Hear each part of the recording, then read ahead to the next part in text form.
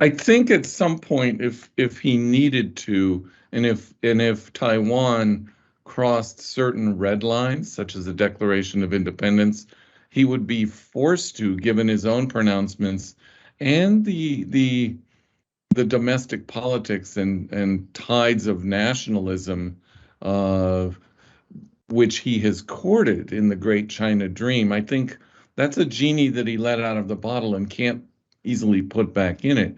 We saw examples of that where bloggers on Chinese social media were angry that the PLA didn't shoot down Nancy Pelosi's plane. She would never do something that stupid, but it shows the sentiment that he has to pay attention to, that he's unleashed in the great Chinese dream of rejuvenation. Like all great dreams, make America great again, other types of countries' dreams, always has a nationalist component to it.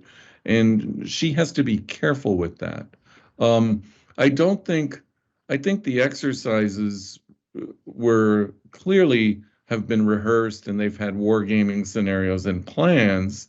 I'm not a military expert, but they didn't just pull this together in 48 hours when Speaker Pelosi's plane landed, but they dusted off a playbook that's been well rehearsed and were careful to do things after she had left.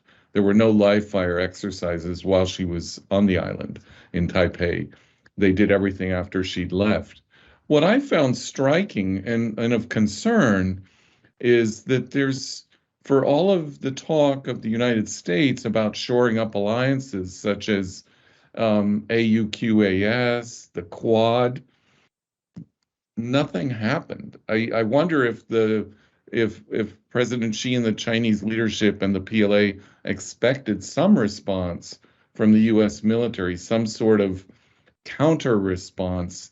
And the sad answer is nothing happened. They were able to do this with incredible freedom within 48 hours. You could argue that she's playing Go and we're struggling to play checkers, to borrow a famous Chinese game analogy. And the other thing is, not all of our allies were critical. South Korea was relatively silent about this. So I think the Chinese are going to take all this in very carefully, but I don't think she will act impulsively. I think what they are more likely to do is to squeeze the oxygen out of the room, if you will, by using cyber, asymmetric, and gray zone tactics. Further blockades are possible. Diplomatic pressures on countries that have relations with Taiwan, companies that do business with Taiwan, they could boycott those companies. There's a lot of ways they can squeeze Taiwan, and I think we can expect increased pressure in that space over the next several years.